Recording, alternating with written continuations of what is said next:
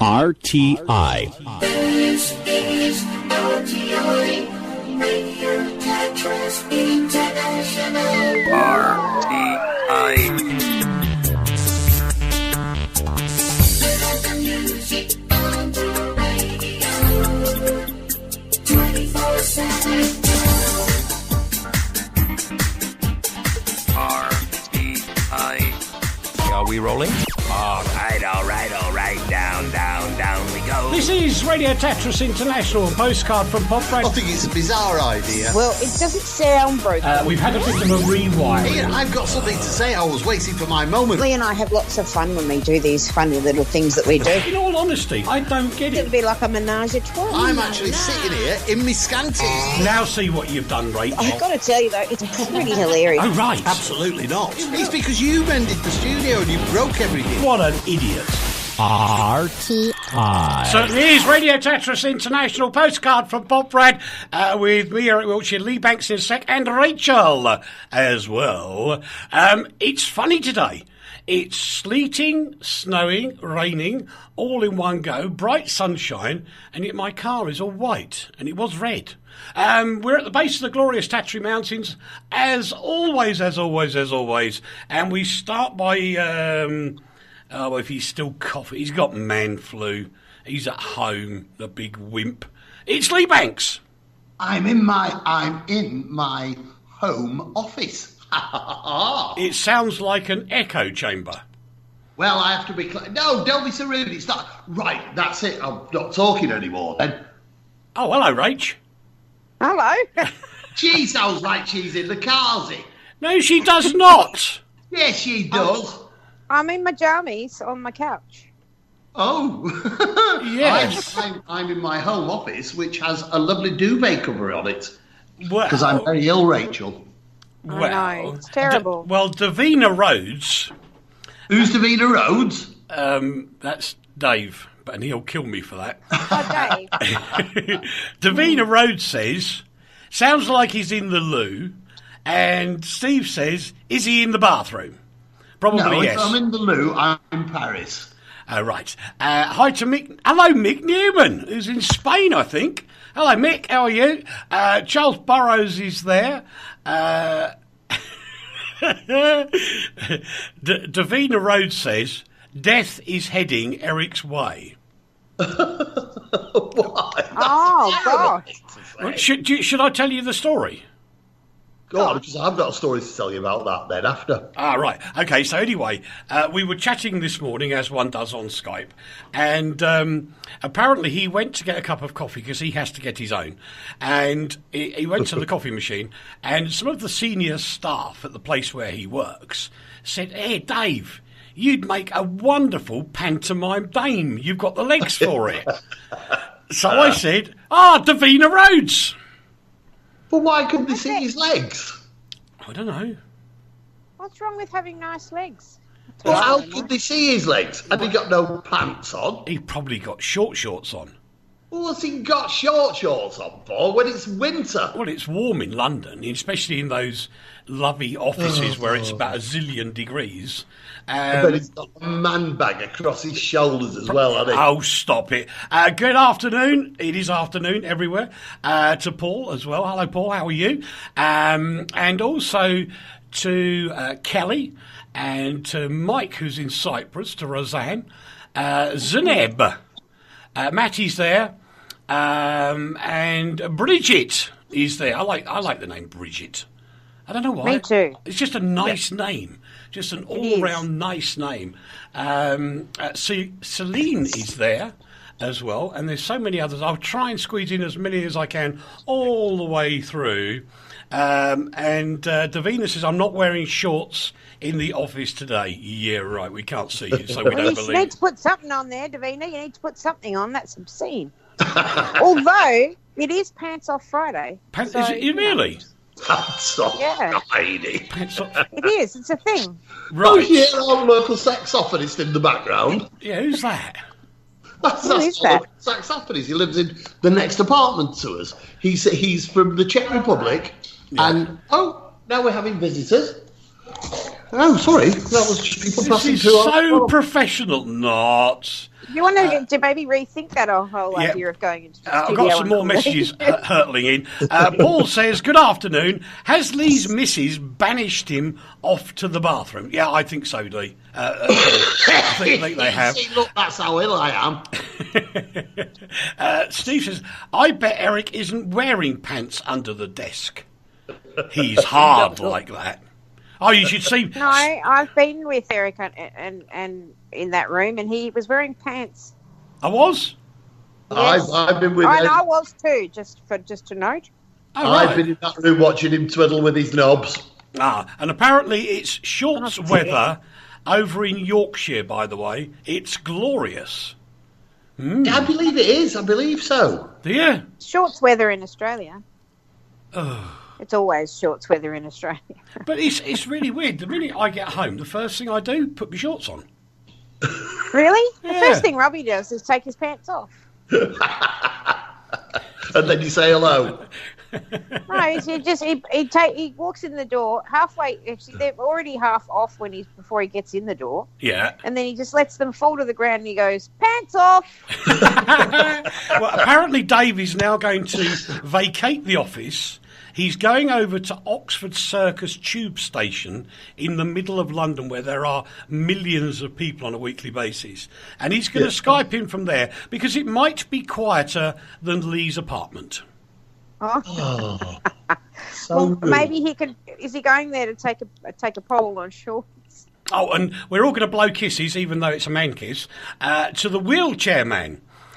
Who's just invited 304 fans to this broadcast. Sir, you are a gentleman. Mwah! Hey! Mwah! Yeah. Thank you very much. Thank you very much Thank you very indeed. much. So, he says, well, hello, a person. Yes, we are a personage. What's your first name, Mr. Wheelchair Man? Because I'd rather say that than sub-button for wheelchair man. Not a bear. No, I'm not a bear. The bear is always here in the studio. For those that are listening on the radio, we have a mascot. Oh, he's fallen. Oh, no! Teddy! He's fallen over! In the Teddy! He's been drinking vodka again.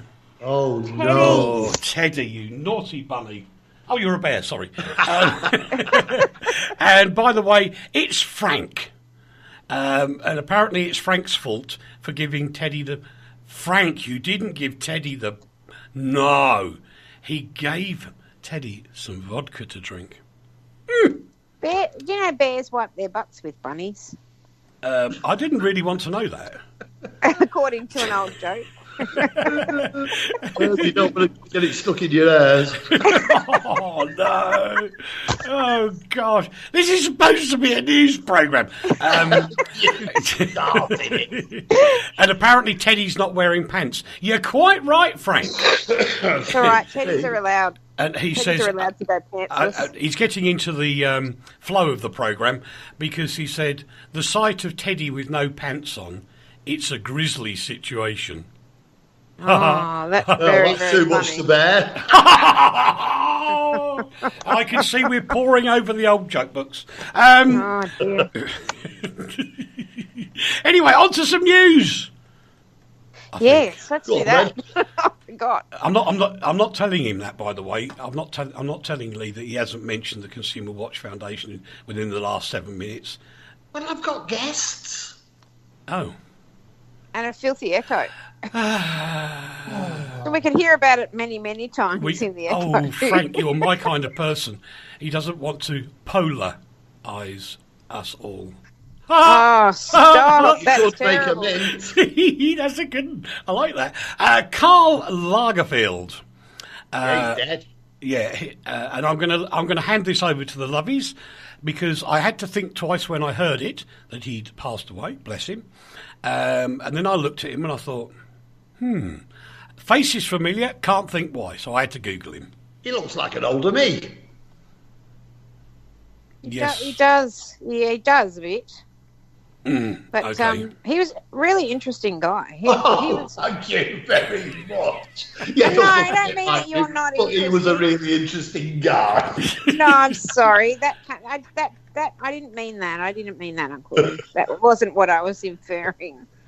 Karl Lagerfeld, as is Lee Banks, not only handsome, but and brilliant, but also very interesting. He basically saved Chanel.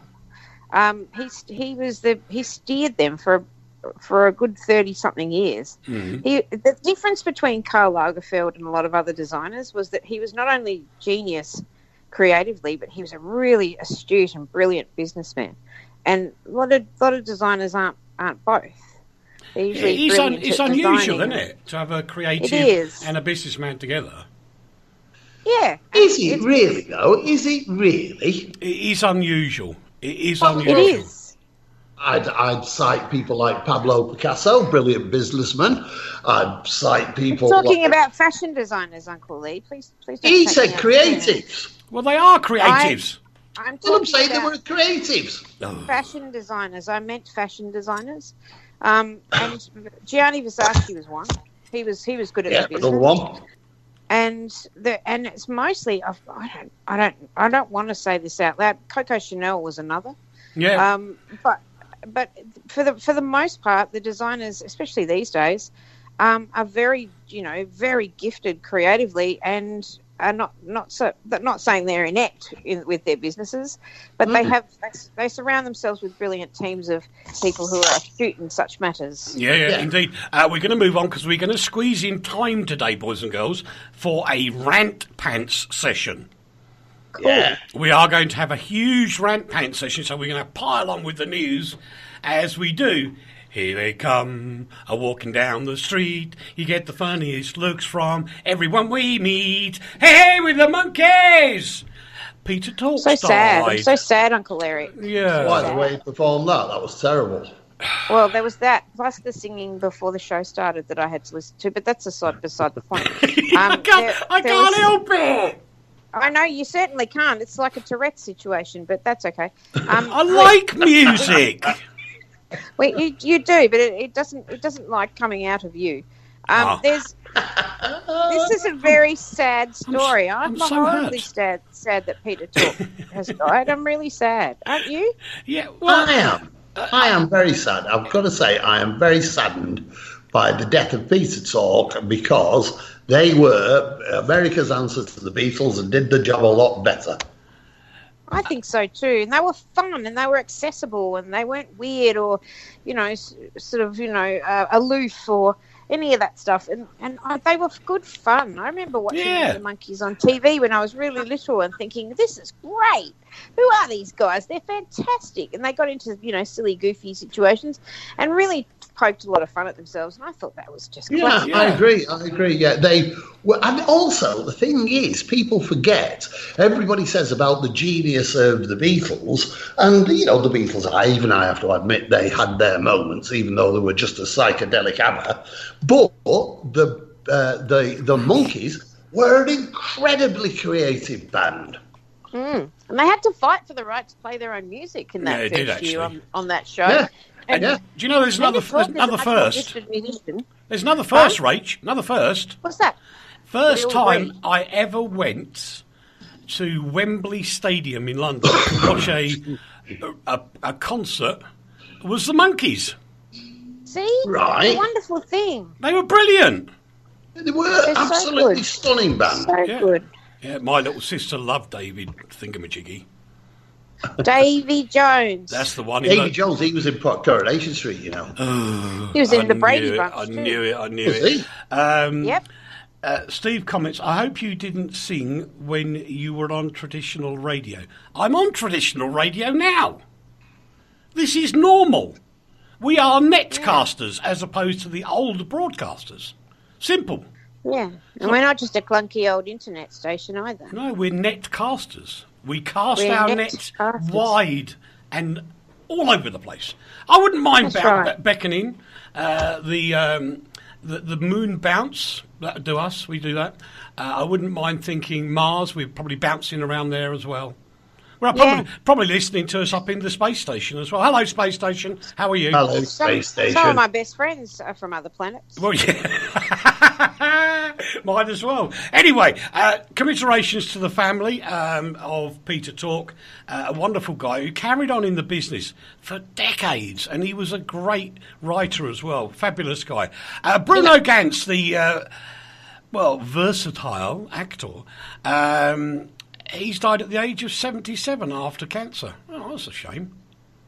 He's good. Did you see him? Did you guys see him on any of playing Hitler in any of the stuff that he did for History Channels, etc.? Yep. It's uncanny, really, It was uncanny. Yeah. Well, I'm a bit like you, Rach, history nutter. Yeah. Hi to Eva, who's just joined us as well. Hello, Eva. Hello. She's sending us all nice things on Facebook. Lady Faulkner, Harold Wilson's controversial secretary and the driving force of his inner circle, methinks, has passed away at the age of 85. She was private and political secretary to Harold Wilson from 56 to 83, and I think she told everybody what to do. She was kind of in charge of the kitchen cabinet, but I think everybody who worked with her, I can't find anybody who's got a bad word to say about her. Well, she did. This isn't a bad word to say about her, but she did have a bit of a checkered past, and her moral attitudes were brought into doubt now and again. Particularly, as she was having an affair with Harold Wilson, who was the Prime Minister of this country at the time. Somebody who has a tarry diddles with the Prime Minister has to be questioned. Intrude. Oh, we've got the Huffington Post here. Oh, hello. Oh, indeed. Hello, Huffington Post. Hello, people. Hello to Michael as well. And the comment that Lee just made about the alleged affair, we wouldn't want. I don't think there was anything alleged about it. It's been put down in the history of the world now.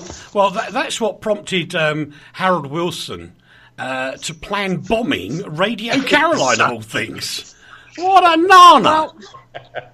Yeah, well, we all know he was a bit sort of, a bit of a curmudgeon when it came to the radio, and a bit of a loose cannon when it came to cannons and, stuff like that. Talk about freedom of speech. Goodness sake. But it was all this documentation came out last year, which we reported on, where the Wilson government considered shelling somewhere, dropping Marines to stop people talking. And that was all due to the notion that Radio Caroline had considered, not that they had, that they considered launching a smear campaign against Mr. Wilson. I love it. I thought the Labour Party were all for free speech. Well, no, only when it's free for what they think. Ah, okay. All right, I'll move on. I can't get this picture out of my head, and I've never been able to. I think it's just one of the iconic pictures of last century. It's the World War II sailor who, on Victory in Japan Day in the US, he just grabbed this girl and gave her a humongous kiss in the middle of Times Square. His name was George Mendoza, and he kissed Greta Friedman. And it was just one of those. There was nothing naughty, sexual, nothing. It was just passion. It was joy. Of joy, yeah. And as I should look over this other side a bit. As Frank said, we still do that in Times Square, which says to me that you're in America. There you go. Nobody did it to me in Times Square. I must have a word. That's because you got the Incredible Hulk with you. And he was trying to get his pants on. But we'd just got married when we were in Times Square. Well, they're not going to kiss you when you just got married, are they? No, but my husband should have done that, shouldn't he? Oh, I see what you mean. Yes, he should. Yes, let's have words. I'll have words later. You have words with him. He's coughing in the background. Tell him to get a grip. Yes. Yeah, get a grip. Anyway, only on if you've not seen it, boys and girls, it's George was in his naval uniform. And Greta was in this very 1940s flowing dress. And she wasn't. She was in, I have to correct you, I apologise, she was in a nurse's uniform. Well, I thought she was in dress. No, she was in a nurse's uniform. Oh, the okay. woman standing directly to his left behind him, actually it's left on the picture, so it's his right, was the girl he was on a date with. Wow. It's just why it was just a classic photograph. And And he said Gosh. it reminded him of the nurses that were aboard the ships taking care of them all. yeah, Absolutely. I think that's a lovely thing. And I just realised something else spooky as well. what's that? What? VJ Day in America was the 14th of August. Gosh. Flipping heck. One of my special days, 14th of August. Is it? Yeah. No, It's really. one of mine too, actually.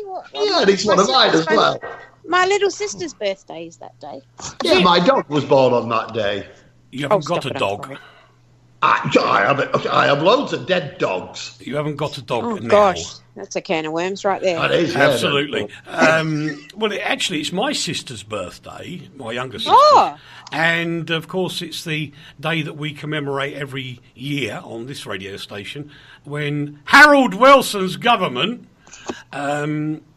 introduced the Marine Offences Act to shut Radio Caroline up.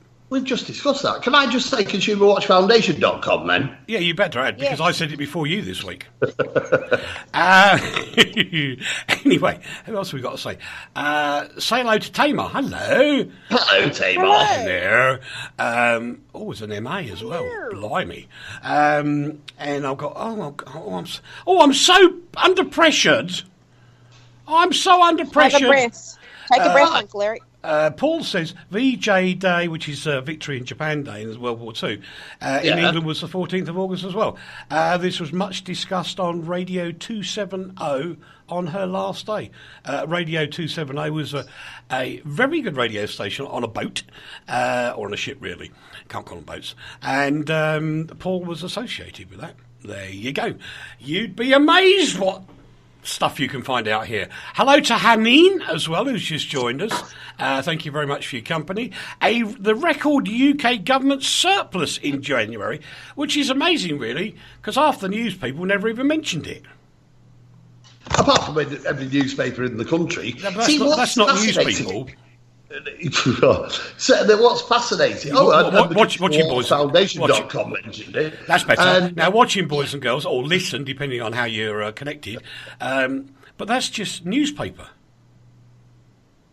Yes. Yeah, and you tear it up in strips and put it in the toilet. you Oh, can't- that's terrible. Why would you put it in the toilet? Wouldn't you put it at the bottom of the bird cage or something? No, people used to. They did. They had the right idea in the 1960s. They used to get newspapers, tear it up into strips, poke it through a coat hanger thing, and that was the paper in the toilet. They used to listen to the Light programme as well. Well, don't they know that bunnies are better for that? Anyway. It's just interesting to people who understand the news and pervade the news, like the consumerwatchfoundation.com, the Daily Mail, the Sun, the Daily Mirror, the Daily Telegraph, the Times. I'll tell you what, the Daily Telegraph would like your readership. The 589 billion people who read a newspaper every single day in the world, right, would know that actually what is concerning about this story... How many billion did you reckon? I think I made that figure up, actually. I think you did. It is about five... The real figure, I've got it written down, and I am pretty sure it is 5.6 billion. So it's only little then. Well, there's only 7 billion people in the world. That's So it's true. quite And big. they all live in China. Yeah. And radio gets to 5.5 billion, just slightly less than newspapers. The internet just gets around about the same number of people on a daily basis. So, the dying newspaper industry is still leading the marketplace. Yeah, right. What Anyway, does telly get, Uncle Lee? What does telly get? telly is actually... they're all round. They're all as medium. I can't remember the figures, but I've got them written down. And if anybody's interested, we put them on the Consumer Watch Foundation 2 weeks ago, and I can give you the real figures later Well, on. they are all very close, aren't they, to be honest? But they're all very, very close Yeah. indeed. And newspapers are an industry which technologically is so out of date, yet it is still keeping its place in the marketplace. And to get back to this story, the reason it's interesting is because these figures came out in January, is when everybody pays their tax bill. And the tax revenue that's been earned by this country in the past 12... Wrong. What? Where are you Just got sitting? The wrong siren. Excuse me, I'm just putting my glasses on. Where are you sitting? I'm In the toilet. I'm not sitting in the toilet. I'm sitting in my deathbed. Right, you're sitting in your deathbed in which country? Yeah, what's that got to do with it? This You isn't just about said Slovakia. you just said our country. I apologise to Slovakia. You're quite right. The country that I hope soon to be my former country. Yeah. Has just revealed these figures that show so much money has been earned. That's awfulness again. He's He's playing you off like the Oscars speeches. He's playing you off. He's like, that's enough. That's enough. Go on. This country has earned so much money, has earned so much revenue that the tax bills. The tax revenue has shot up. Well done, Britain. Right, moving on. The latest news on Shamima Begum is that apparently they're trying to get things organised to fly her back to the UK. And this is her lawyer representing her family says they're quite eager for Sajid David to allow a 5-day-old son to return to the UK as well. The lawyer was on Sky News. He's been talking to newspapers, blah, blah, blah, blah. Apparently they're very unhappy with the comments that are made by the Brits. They're not very happy with that at all. And they think that she should be helped and a psychiatrist found for her and yada, yada, yada. And do you know, I still don't get that. Which bit don't you get? Well, it's the same as Eddie. It's the same as my view on being in Slovakia. Lee and I live in Slovakia. Therefore, I know what you're going to say, and I'm going to preempt you if I may. Go on. Because this isn't everybody's taking this attitude towards this story and this set of circumstances. It's not whether she should morally be allowed into this country or whatever. The point is, should she legally be allowed into this country? I agree. That's what I think. Everybody is in agreement with the moral aspect of it. No. I'm not. I'm agreeing with you. Yeah, I'm agreeing with you. Because and I'm going to agree with both of you because it's not a matter of opinion, it is a matter of law. Yes. Exactly, and that's what our Home Secretary preempted it all, accidentally, we assume, by saying that she was banned, that's it, she doesn't have to come back. Then all the lawyers turn around and say, well, hang on, you've got this wrong, Mr. Home Secretary. She has a perfect legal right to enter this country and be brought back. She is a British citizen. Now, the ramifications of this are not just about this one particular woman. They are about the hundreds of other people who may or may not try to get back in our country. Mm-hmm. We need a definition of law, and that's what this story is about. Well, I don't know this for fact, but yes. I've got something in the back of my head that says you can chuck somebody out of the country for things like treason and stuff like that. And I think that's still law. I don't know. Somebody can tell me I'm wrong. I think it is. I agree. It is here. It is. Yeah. It is in Australia. If you go to fight for a terrorist organisation, then your citizenship is cancelled as such. Yeah. Yes, passport's stripped off you. But the danger that they had when they went to put this into law here was that you can't leave somebody stateless. Yes. No, that's right. I agree. They can't be stateless. So what they're saying is that if they go to a certain country to fight in a regime that is naughty or bad, then they have their citizenship cancelled, but they've now discovered that they can only do that if they're a dual citizen somewhere else. So because you can't leave people stateless, you simply cannot. But if they belong to, like a lot of the people that are fleeing Australia to go and fight are also citizens of other countries, such as there's a few that hold Lebanese passports. There's a whole bunch of people from that general bloc, Turkish. All sorts. So if you hold a dual citizenship, they'll cancel your Australian citizenship, but they can't leave you stateless. Something has to be done. Right. I don't think we're, to be really honest, I don't think we're terribly qualified to deal with the law bits anyway, but I think you're right. But one option to be discussed. Yeah. But I think one of the points that does make a lot of sense to me and an option is the child could be made a ward of court in the UK, which means that instantly they get back to the UK, the child is taken into the court. The court appoints a guardian ad litem, as they're known, and the child will be brought up with British values. Now, in that circumstance, I think that's a really good start in life for a child.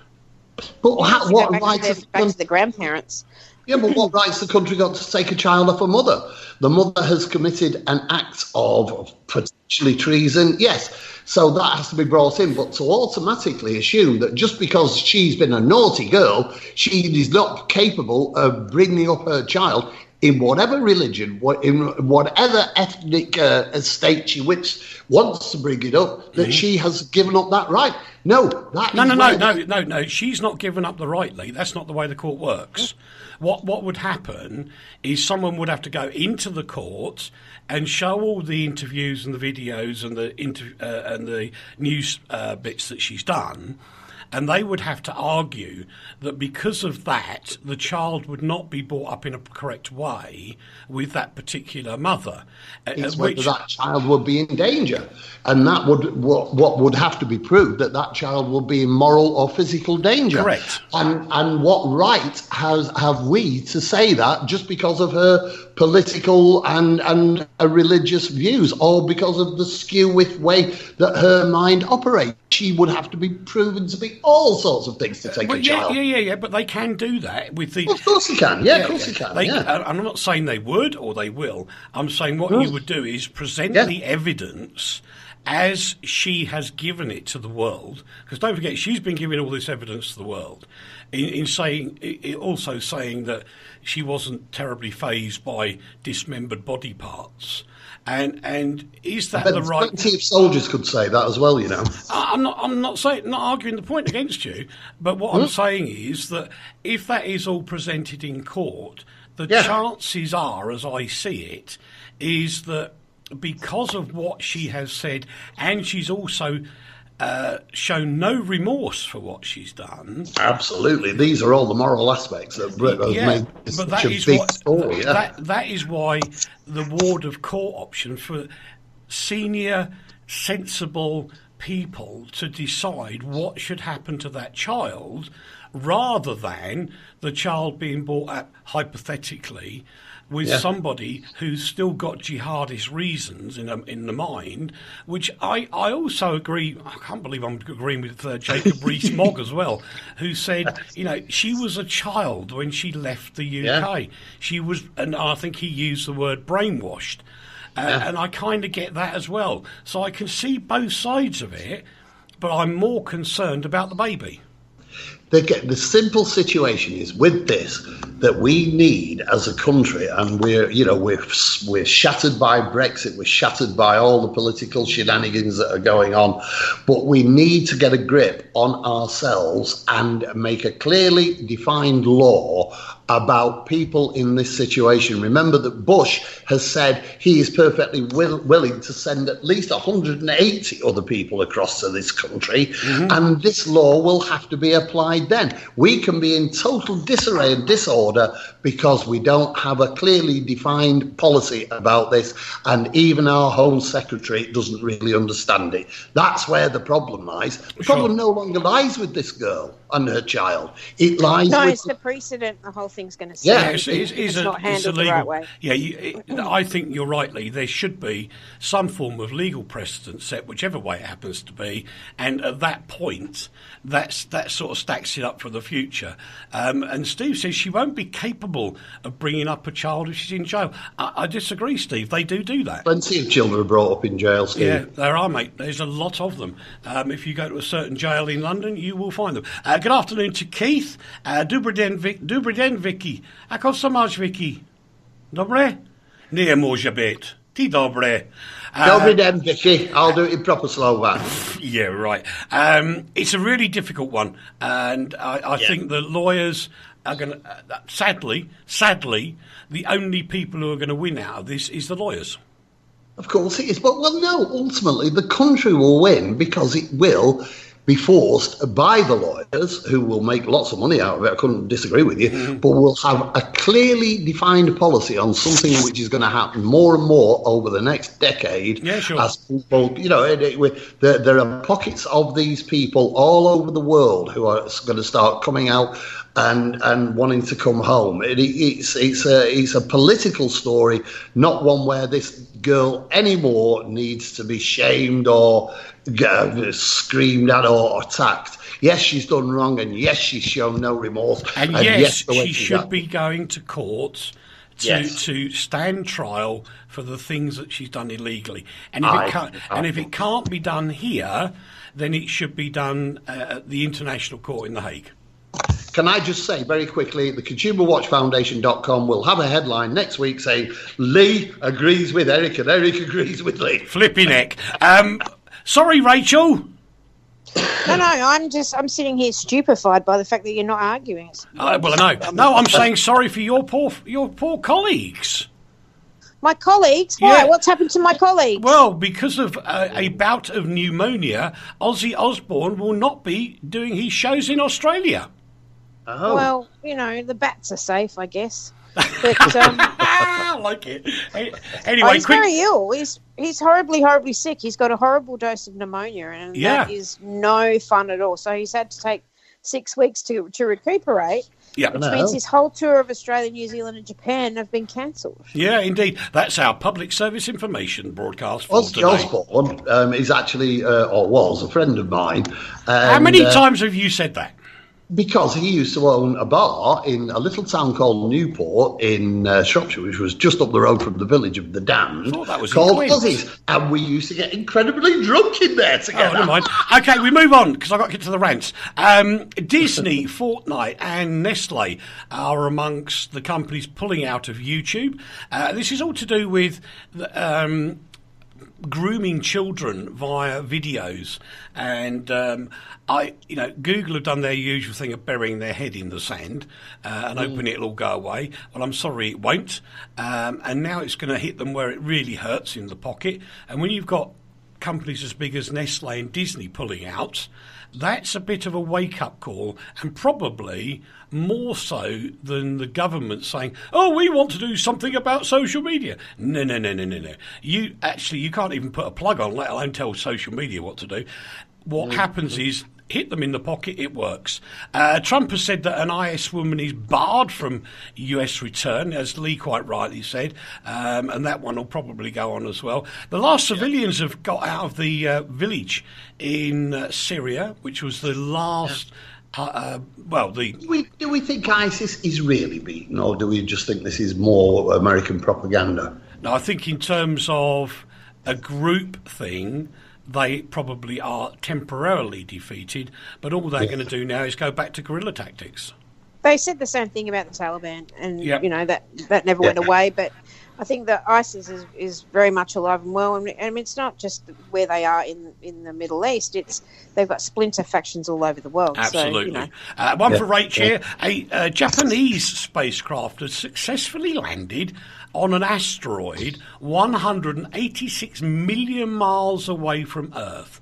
And I think you have to just stop and just for a moment imagine how astonishing this is. Asteroids are moving and quite quickly, and this thing was able to land on it and successfully land on it and not bust up into a million pieces. But it's amazing. This thing's really small. Mm-hmm. It's really small. It's about the size of a Popradian apartment. It is. Actually, It is. It's tiny, but they've gone there to what the essence of the mission is to collect samples, etc., But they hope to get answers that explain how it all began. Exactly, we carry on. It's a result of the Big Bang. Yep, quickly, Lee can't even put a plug on, so it's no shame that governments can't. I quite agree. The Oscars will have to answer to the Time's Up campaign, which is the latest one. This is all to do with whether women or men should be equally done, or this preparation done, or this done, that done. There's not enough votes this way, there's not enough awards that way. Look, guys, I don't care whether you're female sex, male sex, or middle sex. I don't care. I think we should just cut that remark out and promote that. Yeah. I don't care if you're female or male, says Eric. It doesn't matter. If you do, and this is what annoys me, all these campaigning groups, sorry, you're only as good as the next project you're going to do. Throwing out gongs for stuff that you've already done is too late. It's the next project. The thing that I find kind of a bit silly about, and I'm a big fan of all my awards season stuff, and I am very excited about the Oscars coming up on Sunday. But the thing that annoys me about this is that last year, I don't know what these Time's Up people are talking about, because last year they used only female presenters at the Oscars to make a point. That's right. It was also a seriously diverse group of winners, and that it's a very diverse group of nominees again this year. Yep. So I don't know why they keep it. What they're doing is hurting their cause by banging on. I couldn't agree with you more, although they have raised $24 million to keep the thing going. I'm just going to read through a couple of headlines as we get to the rant stage of the programme. The 1975 great band picked up the top prize at the Brits. Russia is carrying on with its anti-social media thing by trying to ban soldiers from carrying smartphones as well. Pretty obvious. And we now move on to the first rant of the day. Lee Banks. Well, you must forgive my voice, and you must forgive the toilet sound of the place I'm in. But yes, let's me rant about Facebook once more. You need to keep it succinct. I'm not sucking anything in a sink. Excuse me. But the Consumer Watch Foundation has been banned, yes again, by Facebook, and immediately they banned us for what they class as oversharing or sharing posts too quickly. That's all we've done. We shared posts too quickly to our own group and our own sites, to nobody else. We didn't do it publicly. They said we were sharing too quickly. Therefore, they banned us, but immediately asked us for 50... No qualification. They suspended you, not banned you.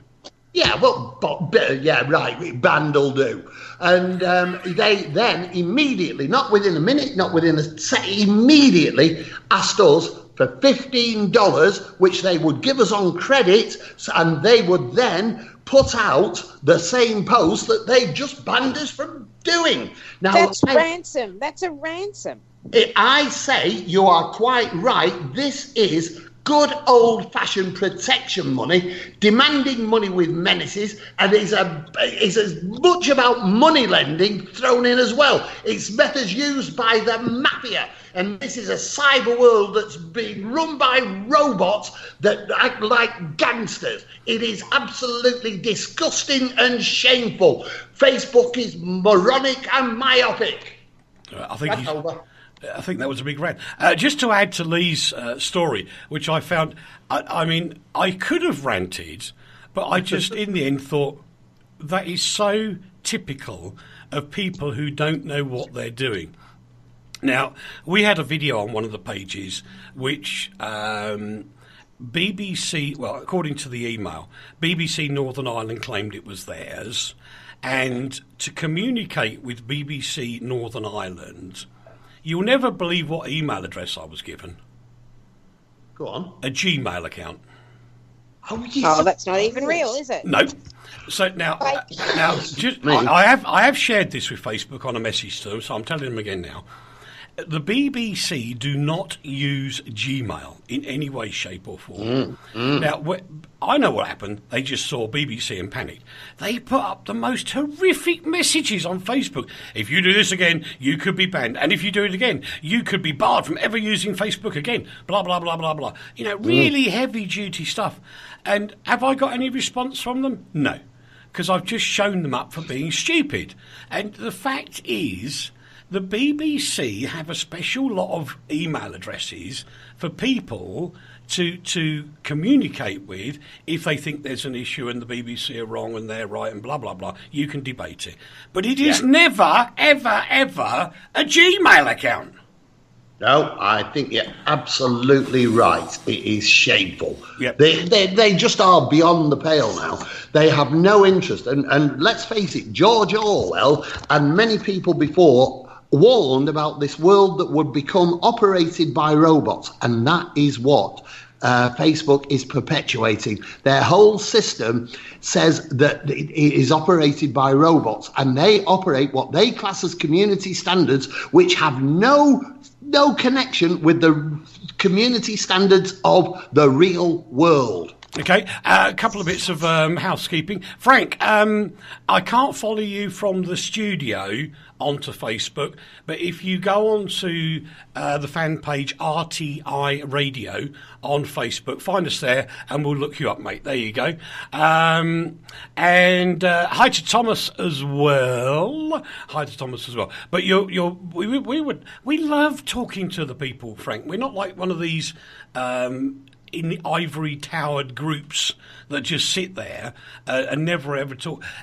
It's like when Lee and I go out, funnily enough, this is miles away from it, but when we go out into the town here, we're very happy and enjoy talking to the people, and not just when they go, oh, you're wonderful. They will actually criticise and say, can you do this, can you do that? Yeah, you're rubbish. No, and in your case, can't understand him because he talks too fast, which I totally understand.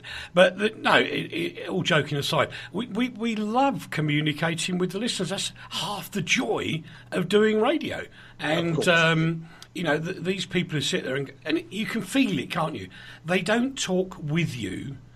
They talk at you on the radio. And that is just bad radio. And anybody that does it should get slapped. Anyway, we move on because Dave reckons Lee's blood pressure has exploded. I couldn't agree with you more. And Steve is actually questioning if you've actually got any red blood. Steve? No, I agree. What do you mean? Or is he implying that he's some sort of royal and has blue blood? No, I think what he means is, I have to explain, Steve, because I think you're right. The problem I have is every now and again, I actually get some blood into my alcohol system. That's right. Yes, I agree. Yeah, I agree. It's 47 past the hour wherever you happen to be in the world, and it's time for Rachel's Rant. Well, I'm not going to rant as much as I'm a bit heartsick. So I'm going to do, this is more of a dismay rather than a rant. There's an actor in the States called Jussie Smollett, and you may remember the story that he was attacked, a homophobic attack against him in January, and he had chemicals poured all over him and a noose put around his neck, and he was harangued and basically, very badly assaulted by some white fellows who were yelling Trump slogans at him. And that was a shocking story, and everybody was horrified. And in the meantime, he's been in hospital recovering and has received an award from the NAACP and the support of everybody around him. And then after that attack, bits of information started to come to light that maybe it looked like this wasn't exactly how we thought it happened. Mm-hmm. And it turns out that the two guys that that attacked him were actually not white, but actually Nigerian, and he paid them a lot of money to stage this attack. All right. He has since been arrested. He did turn himself in, but he was arrested for making a false report and a couple of other things, which is a felony in the States. And he was released this morning on $100,000 bail. All right. Now, apparently, what the police are saying is that he has said that he was... he did it to boost his career and to get more money for the show he's on right now, which is a show called Empire. And this is, and the guy at the police press conference was a fairly high-ranking police officer and an African American to boot, and he was kind of horrified that a black man would use a noose as a as a bit of a trademark in this attack. It's just sort of brings back all sorts of not good things. But if he is found guilty, he'll go to trial. If he is found guilty of this, the career he was trying to boost is essentially over. Yep. And I mean, if somebody was grizzling out the money, he was getting paid $125,000 an episode for that show. It's just, I don't know. I was horrified when this story first broke, and I thought, who does this to another human being? I was outraged. The world was outraged. But for this to now come to light that it's possibly a hoax is really, really disturbing, and it's twisted. Oh, God. It's twisted. Don't you agree? I do, Rach, and I think what he doesn't realise is the harm that he's doing by virtue of the racist groups. That we got to be honest, they are still there. The racist groups, they will jump on this and they will go, "See, told you so. See, told you so. See, told you so." And I just ask the question: why are we all assuming that he's actually done it? He's not been to trial. Nobody. He's given himself up and was formally arrested, which is what happens to you when you give yourself up. And everybody's assuming, including Piers Morgan, including most of the British press, are assuming that this man has done this. Let the man go to trial before condemning. I said if. Yep. I did say You did, if. Fraser. Yes, you did. I'm not condemning you at all. But you see, he has got form for this, Lee. Anyway.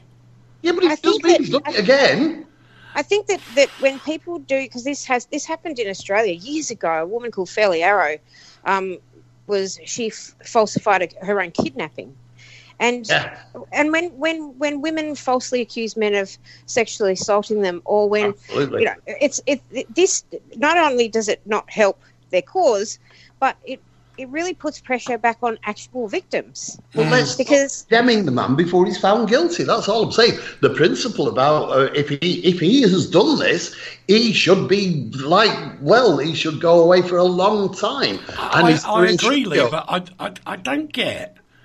There's there were some reports from ABC as it goes in the US, and where this incident happened. It doesn't ring true. Then they've got the video of the two men that carried out this so-called attack, who've already admitted that, as far as I understand it, that he paid them to do this, and they were in a shop, videoed on CCTV in a shop, getting the masks and things to carry out the attack. So whilst I agree with you that everybody's innocent until proven guilty, the fact of the matter is he's dropped himself in it, and everybody else. Forget us for a minute; we don't count. All the other groups of people around, some of which are complete nutcases, will take this and they will use it against anybody to further their cause, and that's the danger. That's the danger. Problem is there are real victims out there of real crimes, and I mean, like I keep saying, until we know everything about this, he is innocent until proven guilty. Yeah. But when you have real victims for real hate crimes, and there have been heinous hate crimes, that sort of it disrespects those people. It just doesn't sit well with me in my stomach. I don't. You shouldn't falsify things like that. It's not nice. No, true. Great. Just before we carry on, grateful thanks to the people on You Now. You're lovely. It just flashed up on the screen. We're now number one again. Isn't that nice? Of course we are. Thank you, guys. Thank you. So, this is the big problem in today's world. People forget to think, and if you don't think, you can do more harm for your cause than you can actually do promoting it. So, thank you, Frank. Frank says, "Oh, you're all lovely." Thank you, Frank. I'm all covered with confusion now. Speaking of promoting causes, Uncle Eric, can I slip a quick ad in? I think you should have a unshameless ad. I know, and I'm going to make one for you on the weekend, by the way. Thank you. I did ask last week. You did. World's Greatest Shave. I'm participating in the World's Greatest Shave, where I am getting people to sponsor me, and on March the 15th, I shave my head and give all those proceeds to the Leukemia Foundation. Good for you, kid. My goal is $2,500 by the 15th of March, so I've got 20 days to go, and I only have $266 to go to reach. Wow. Which is really terrific. Brilliant. Everybody's been very wonderful and supportive. So that's the third target you've broken. Yes, I broke 1,000, I broke 1,500, and I 4. broke 2,000. So you're up to breaking 4 targets by the time. I'll break Wow. the 4. I'll break the 4. Hi, I'm Ty. excited. I've forgotten to say hello to Stefan. Hello, Stefan. Hello, Stefan. Do we then, Stefan? Rory versus Daniel. Who's that? Well, really. Right, Rach, we are going to just be so bored now. Why will you be bored by one of the best stories to break this week? Have a look at on the ConsumerWatchFoundation.com. It's very, very funny. Today will be announced by the Donegal Democrat, a 200-year-old newspaper in the depths of Ireland, who have made a competition to find out who is the most influential entertainer in Ireland, particularly in the Donegal area, and the 2 contenders are the ridiculous, the stupid, the pointless Daniel O'Donnell and the divine, incredible Rory Gallagher. I've got to tell you this, Lee. What, has it been announced? No, but I think you're out of sync with the vast majority. I agree with you. I agree with you, and I agree with not my comment. I didn't do this competition. No, but I agree with your sentiment, and this is what Lee said before. Daniel O'Donnell is so middle of the road, he should be stood on the white lines and run over. And I agree. He's horrible, but people love him. That's the point. Can I tell very briefly the story about that as you brought it into it? I've got to say hello to Lulu as well, because it's the first time Hello, she's been Lulu. here. She was very good. I used to like her shows. But no, very briefly, the headline. I was sent to cover a Daniel O'Donnell concert because the editor at the time knew that I would absolutely hate it. Daniel O'Donnell didn't fit into my remit as a music critic in any way, and it was thought that it would be a great joke to send me along and to do a review of a Daniel O'Donnell show. So I entered into the spirit of it, and like Eric said, the headline was actually Daniel O'Donnell is so middle of the road he should be run over. Yeah. And it's done in a tongue-in-cheek way. I lambasted him, and what I did say quite seriously was that I was astonished by the commitment that his fans had to him. Because of somebody who sang mediocre songs and did it in a mediocre fashion and smiled like a little old granny and danced like a little Irish leprechaun on stage, and to my way of thinking had no talent at all. Within 24 hours of that review appearing, I was lambasted and attacked and threatened by Daniel O'Donnell fans. They wrote en masse to the editor at the time on this daily newspaper demanding that I should be sacked because I of know. what We've got a little job to do, boys and girls. Gino wants us to say hello to him. Hello, Gino. Rach? Hello, Gino. Oh, sorry, I'm sorry. Hello, Gino. I didn't know you were talking to me. I was talking to both. Gino wants. I'm sorry. See, I listen, I catch on. Gino It's very, wants. very late. It's very Gino, late. It's Gino, very we'll late. try that again for you, mate. Now, we'll take 2. Gino wants a professional hello from everybody. Okay. Hello, Gino. Hello, Gino. Wonderful. You see, we got there. Wait, I did mine wrong. Hang on. Okay. G'day, Gino. There you I did mine wrong as well. How did you, Gino? We're all good at RTI, thanks, Gino. And other people, thank you, Frank, and others are saying hello, Gino, as well. We like this. You know, we are local radio for the world. And I said that before on another radio station, and people went, don't be stupid, you can't say that. I said, again. I can, and I can say it again. Why can't you say it? Of course you can say it. Thank you, I just did. Rach, what are you doing this weekend? Very quickly. Very quickly, I am doing a bit of work tomorrow. It's Robbie's birthday tomorrow. Happy birthday tomorrow, Robbie! We're taking him out to dinner, and on Monday he goes back to his old schedule of fly-in, fly-out, so we'll be on for a couple of weeks. Oh, only for a couple of weeks. Only for a couple of weeks, that's all Yeah, only right. a couple of weeks, and then a couple more, and then a couple more after that, and then a couple more for months on end. But it'll be okay. Perfect. And Uncle Lee? Yes, we've just had a message in. Can we wish Ken Banks, who is an occasional listener to the show, all the best on his 90th birthday? That's a big figure, 90, isn't it? Yep, indeed. Gino's asking what's on for the day. Gino, go to www.rti.fm schedule. You'll find it there. Next up, it's Steve. Go to CWF, go to consumerwatchfoundation.com page, and you can see it there as well. Okay, I'm trying to get to I can't reach it from here. Steve Bishop, Titus Jennings, Keith Rogers, Jim is along. Then we've got back to the States. We go. We're all over the place today in studios. I've got to go. Thank you very much, boys and girls. Have a wonderful day. Until next week, look after yourselves and just, you know what? Be nice to everybody. This is your music. RTI.